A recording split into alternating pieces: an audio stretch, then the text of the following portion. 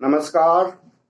हमारे चैनल में आपका स्वागत है। मैं हूं रामचंद्र मौर्य।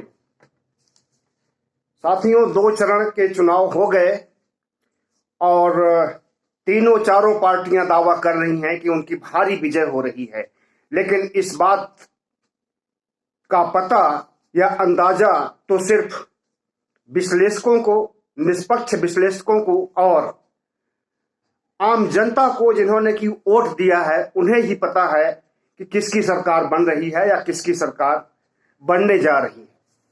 लेकिन दावे प्रतिदावे दोनों तरफ से, तीनों तरफ से, चारों तरफ से, या यूं कहें कि जो बहुत छोटी पार्टी है, जनाधिकार पार्टी जैसी छोटी पार्टी जिसके बारे में कि लोगों को पता नहीं है, वह भी दावा कर रही है कि बाबू सिंह कुशवाहा मुख्यमंत्री बनने वाले हैं।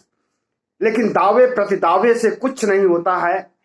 जो वोट बंद हुए हैं ईवीएम में, उसके आधार पर फैसला होना है और अभी तो 5 चरण बाकी है।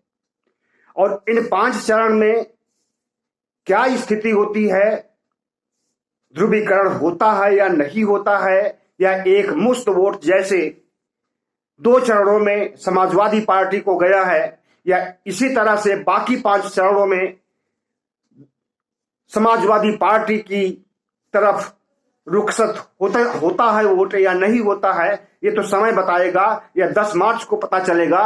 लेकिन उसके पहले एक बात हम निश्चित रूप से बता देना चाहते हैं कि भारतीय जनता पार्टी की ऐतिहासिक हार होने जा रही है और इसके लक्षण मिल रहे हैं। और उन्हीं लक्षणों को देख करके भारतीय जनता पार्टी के छोटे से कार्यकर्ता से लेकर के और कद्दावर नेता, शीर्ष नेतृत्व परेशान है, बौखलाया हुआ है, हताश है, परेशान है।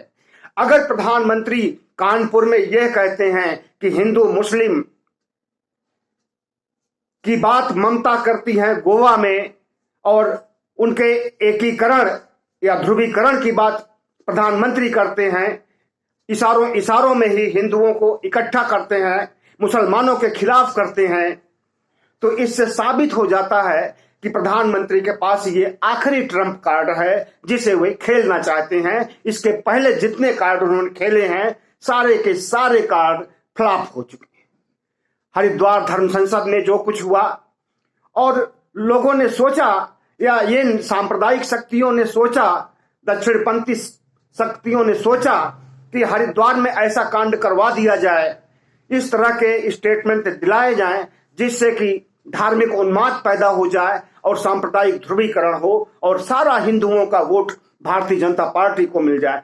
लेकिन मुस्लिम खामोश रहे, विपक्ष भी खामोश रहा, भारतीय जनता पार्टी के चाल चरित्र चेहरे को समझते हुए, और इस तरह से ध्रुवीकरण हिंदुओं का हो नहीं सका। ठीक इसी तरह से इन्होंने गर्मी उतारने की बात कही कि अगर वीर रस में इनसे बात किया जाए और इस तरह से ध्रुवीकरण की बात कही जाए तो हो सकता है कि हिंदुओं के गले उतरे और उनको सबक सिखाने के लिए, उनकी गर्मी उतारने के लिए सारे हिंदू गोलबंद हो जाएं। लेकिन ऐसा भी नहीं हुआ, हिंदू भी नहीं गोलबंद हुए।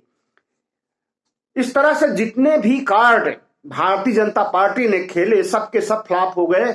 और उम्मीद है कि अब अगर ये पुलवामा या कोई इस तरह का प्रायोजित सैन्य कार्यक्रम करते हैं तो उसमें भी फ्लॉप हो जाएंगे, क्योंकि इनके छद्म राष्ट्रवाद को भी अच्छी तरह से उत्तर प्रदेश सहित 5 राज्यों की जनता समझ चुकी है। इसलिए अब इन्हें छद्म राष्ट्रवाद से भी कोई फायदा नहीं मिलने वाला है। जहां तक बात रही इनकी गाली गलौज की भाषा, इनके जिन्ना अन्ना की भाषा, इनके जिन्ना गन्ना की भाषा, कैराना से पलायनवाद की बात, मुजफ्फरनगर दंगों की याद, तो इसमें भी अब कोई दम नहीं रह गया है। ये सब फुस हो चुके हैं सारे पटाखे, और इनसे भारतीय जनता पार्टी की छवि बनते हुए नहीं दिखी। और इस तरह से भारतीय जनता पार्टी के खेमे में बीते 2 चरण के चुनाव से निराशा ही हाथ लगी है। अब भले ही वे अपने को आत्मविश्वास और दिखाने के लिए बढ़ चढ़ के दावे कर रहे हो, लेकिन अंदर से भारतीय जनता पार्टी टूट चुकी है। और वह जुगत में लगी हुई है कि किस तरह से हिंदू वोटों का ध्रुवीकरण हो। लेकिन भारतीय जनता पार्टी की ये हार समाजवादी पार्टी की जीत होगी, और उस जीत के लिए उसने जिस तरह से जातीय समीकरण को बैठाया है, पिछड़ों दलितों की राजनीति को आगे बढ़ाया है और जाति के आधार पर कैंडिडेट को खड़ा किया है और पिछड़ी जातियों के वोट को, अति पिछड़ी जातियों के वोट को गोलबंद करने के लिए काम किया है। और सबसे बढ़ करके किसानों के हित में बिजली माफ करने, 300 यूनिट तक बिजली की माफी करने, बेरोजगारों को भत्ता देने और तमाम सहूलियत देने की बात कही है। ये मतलब जमीनी हकीकत पर भारतीय जनता पार्टी के खिलाफ समाजवादी पार्टी ने काम किया है।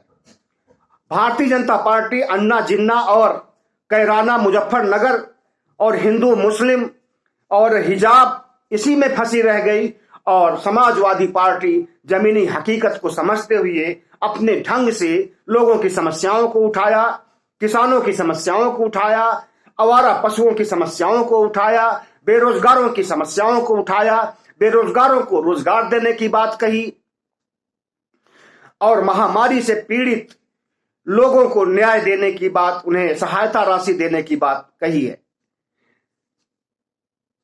जहां तक इनका लाभार्थी का प्रश्न है कि जितने लाभार्थी हैं वे अवश्य भारतीय जनता पार्टी को वोट देंगे, तो उन्हीं लाभार्थियों के बीच गोदी मीडिया के लोग जब जा रहे हैं तो उन्हें दौड़ा ले रहे हैं।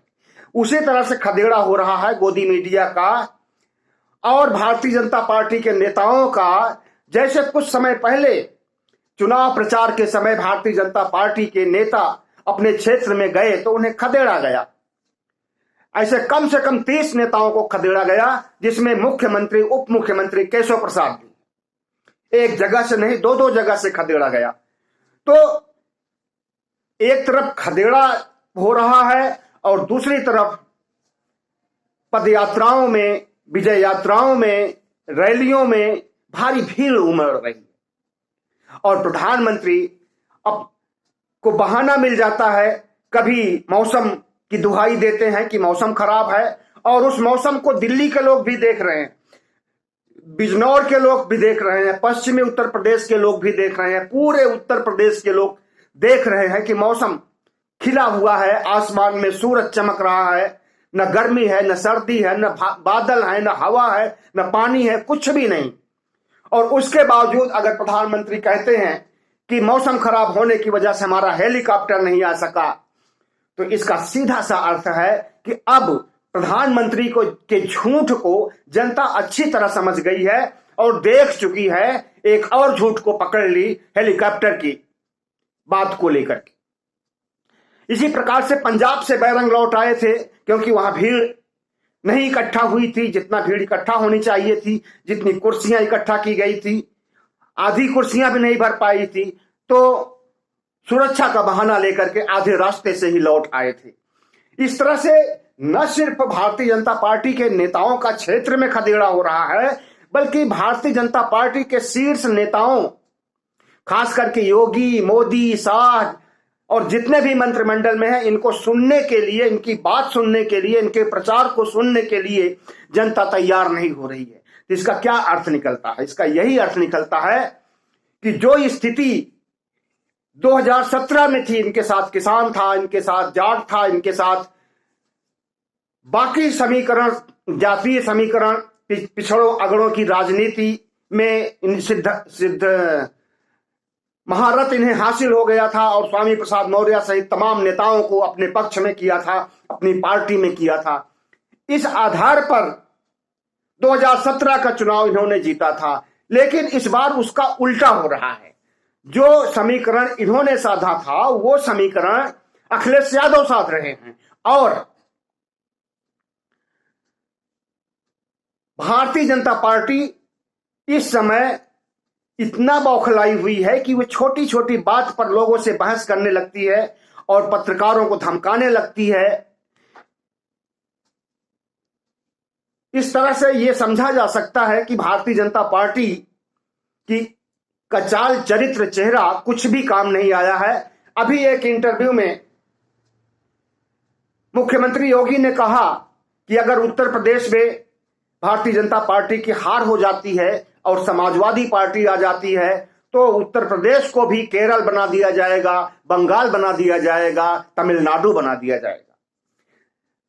हम मुख्यमंत्री जी से पूछना चाहते हैं, भारतीय जनता पार्टी से पूछना चाहते हैं कि क्या केरल, बंगाल, तमिलनाडु अभिन्न भारत का हिस्सा नहीं है, अखंड भारत का हिस्सा नहीं है? क्या ये हमारे लोकतंत्र के बाहर हैं? और हैं नहीं है तो कैसे? और अगर हैं तो इन्हें क्यों नकारात्मक रूप से नकारा जा रहा है और यहां की वास्तविकता को क्यों छुपाया जा रहा है? केरल है एक सबसे ज्यादा शिक्षित राज्य है, 100% शिक्षा अगर किसी राज्य में है तो वो केरल है। वहां के एक नेता ने तो यहां तक कहा था, भारतीय जनता पार्टी का ही नेता था, कि केरल में 100% लोग पढ़े लिखे हैं, इसलिए यहां भारतीय जनता पार्टी को एक भी सीट नहीं मिलेगी। ये बात उसने चुनाव प्रचार के दौरान कहा था और हुआ भी वही, क्योंकि वहां के लोग शिक्षित हैं, जागरूक हैं और अपना हित अनहित समझते हैं, इसलिए भारतीय जनता पार्टी की दाल वहां नहीं गलती है। और इसीलिए वहां पर कम्युनिस्ट शासन पहले भी था और फिर से कम्युनिस्ट शासन की पुष्टि हुई है पिछले चुनाव में। और भारतीय जनता पार्टी को कम्युनिस्ट, समाजवादी, समानतावादी, अंबेडकरवादी कोई भी वाद पसंद नहीं है, सिर्फ खोखला राम राज्य पसंद है और हिंदू राष्ट्र पसंद है। और न इनका राम राज्य आ पाएगा अब और न हिंदू राष्ट्र बन पाएगा कभी भी। खास करके उत्तर प्रदेश चुनाव की हार से इनकी लोकसभा की हार भी सुनिश्चित हो जाएगी, इसे सेमीफाइनल कहा जा रहा है। और दिल्ली का चुनाव, लोकसभा का चुनाव फाइनल होगा। तो इन दोनों में हार के बाद इनका जो भगवाकरण का एक आत्मविश्वास गहराया हुआ था, आत्मविश्वास बढ़ा हुआ था, वो आत्मविश्वास, वो जोश खरोश धराशायी हो जाएगा। और इनका जो सपना है हिंदू राष्ट्र बनाने की, इनका जो सपना है राम राज बनाने का, इनका जो सपना है मुस्लिम को बाहर खदेड़ देने का, इनका जो सपना है कि दलितों पिछड़ों की नागरिकता खत्म करने का, और इनका जो सपना है देश को बेचने का, इनका जो सपना है अडानी अंबानी का विकास करने का, वो सब का सब धरा रह जाएगा। और ये उत्तर प्रदेश का चुनाव जिसमें भारतीय जनता पार्टी की ऐतिहासिक हार होने जा रही है, इससे न केवल सांप्रदायिक शक्तियों का विनाश होगा बल्कि यह चुनाव वाटरलू साबित होने वाला है भारतीय जनता पार्टी के लिए।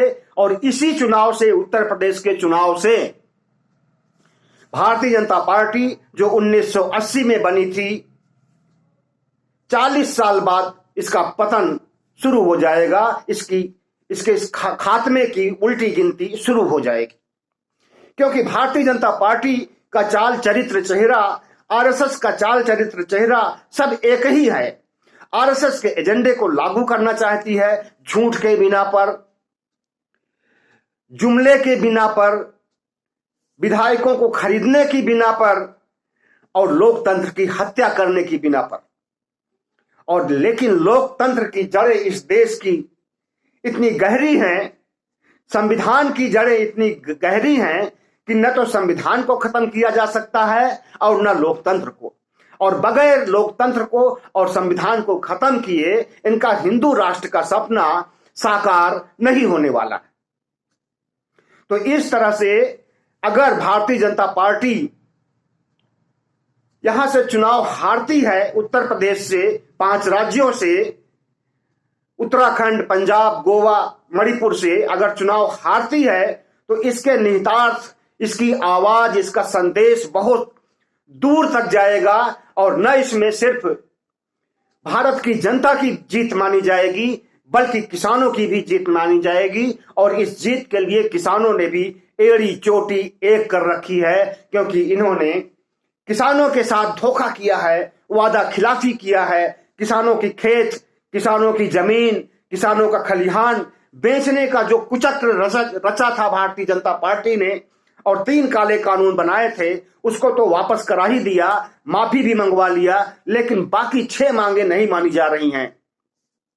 और उन्हीं 6 मांगों की वजह से हिंदुस्तान का किसान संयुक्त किसान मोर्चा भारतीय जनता पार्टी के खिलाफ 5 राज्यों में प्रचार कर रहा है और मिशन यूपी के नाम से पूरे उत्तर प्रदेश में किसानों ने मोर्चा खोल दिया है भारतीय जनता पार्टी को हराने के लिए। और इस पश्चिम की जीत और ये मध्य की जीत जो समाजवादी पार्टी की होने वाली है, इसकी सबसे बड़ी वजह किसान आंदोलन है और किसानों का साथ है।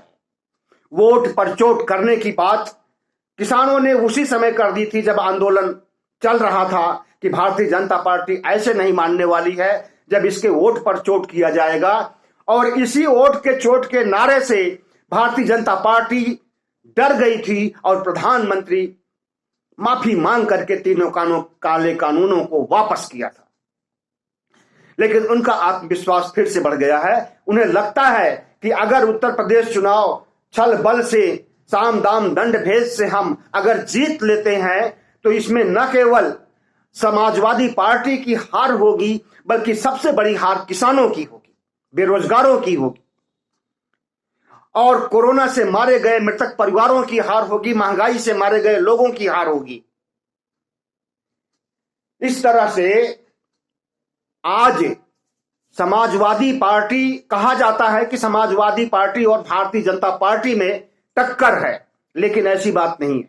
समाजवादी पार्टी और भारतीय जनता पार्टी में टक्कर नहीं है। अगर टक्कर है तो भारतीय जनता पार्टी और प्रदेश की जनता और उस जनता में खास करके किसानों, बेरोजगारों, कोरोना मृतकों के पीड़ित परिवारों, किसानों जिनका खेत खलिहान सब कुछ चौपट हुआ जा रहा है आवारा पशुओं की वजह से, खाद की न होने की वजह से, खाद की महंगाई की वजह से, खाद की चोरी की वजह से, बिजली की महंगाई की वजह से, तो जो लड़ाई है वो भारतीय जनता पार्टी और प्रदेश की जनता और उस जनता में हर वर्ग, हर समुदाय के लोग शामिल है।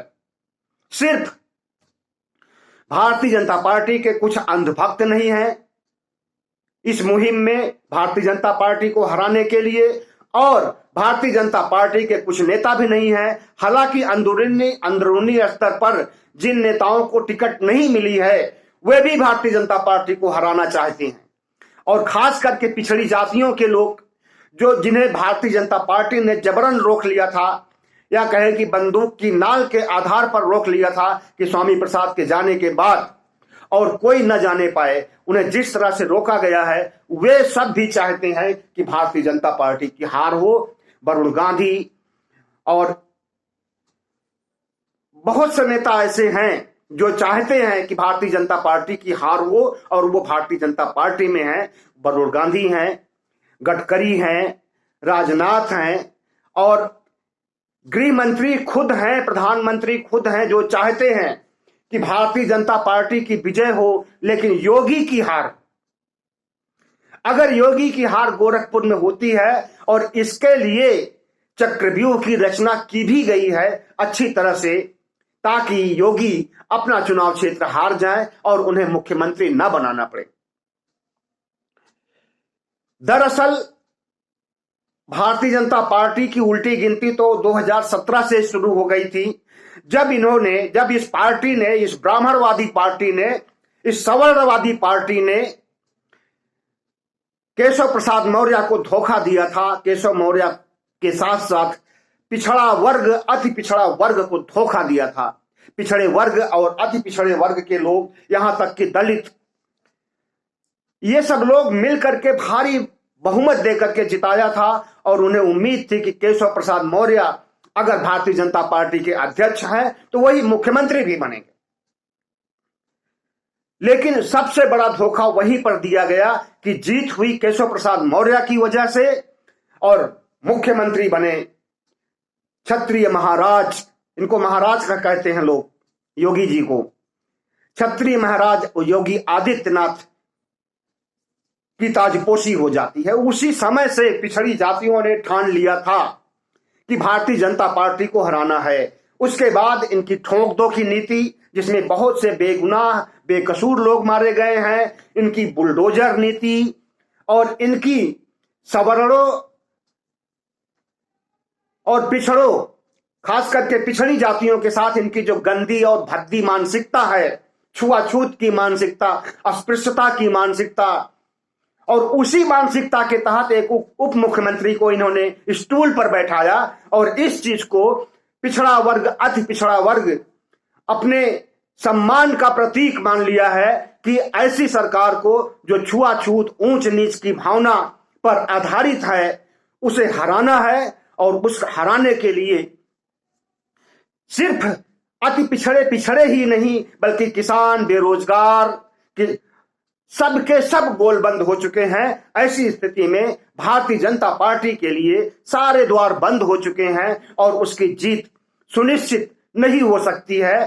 पिछला इनका इतिहास रहा है कि रिकॉर्ड मतों से पार्टी आई थी और 5 साल तक राज किया इसने, और इस बार इस रूप में रिकॉर्ड टूटेगा कि इनकी सबसे कम सीटें आने वाली हैं। हो सकता है कि भारतीय जनता पार्टी खिसक करके तीसरे चौथे नंबर पर चली जाए और इनकी हार से न तो हिंदू राष्ट्र बन पाएगा और न 2024 के लिए हिंदू मुस्लिम का ध्रुवीकरण करना ये शुरू कर देंगे ताकि लोकसभा में इनकी जीत सुनिश्चित हो सके। लेकिन उसमें भी इन्हें कामयाबी नहीं मिलेगी, क्योंकि जो किसान आज भारतीय जनता पार्टी का भुक्तभोगी है वो किसान कभी नहीं चाहेगा कि प्रधानमंत्री फिर से मोदी जी बने, क्योंकि मोदी जी ने ही धोखा दिया है किसानों को। तो इस तरह से उत्तर प्रदेश का जंग वाटरलू साबित होने वाला है भारतीय जनता पार्टी के लिए। और इस चुनाव मतलब 10 मार्च से भारतीय जनता पार्टी के पतन की, भारतीय जनता पार्टी के रसातल में जाने की उल्टी गिनती शुरू हो जाएगी। भारतीय जनता पार्टी की इस हार के लिए, इस ऐतिहासिक हार के लिए और कोई नहीं, खुद भारतीय जनता पार्टी का शीर्ष नेतृत्व जिम्मेदार माना जाएगा, क्योंकि इसी ने किसानों की समस्या पैदा किया और इसी ने अगड़ों पिछड़ों की राजनीति करना शुरू किया और उसमें मात खाया, क्योंकि इसी ने कोरोना से हुई मौतों, लाखों मौतों को होने दिया और हेल्थ इंफ्रास्ट्रक्चर की तरफ ध्यान नहीं दिया और देश को बेचने का काम कर रही है। न सिर्फ देश को बेचने का काम कर रही है बल्कि साधु संतों को खड़ा करके समुदाय विशेष को नेस्तनाबूद करना चाहती है और इसके हर एक पासे और इसकी हर एक चाल फ्लॉप हो चुकी है। अब कोई भी चाल इसे काम देने वाली नहीं है। इस तरह से भारतीय जनता पार्टी एक बहुत बड़े हार की तरफ बढ़ रही है। बहुत बहुत धन्यवाद। हमारे चैनल को सब्सक्राइब कीजिएगा, लाइक कीजिएगा और शेयर कीजिएगा।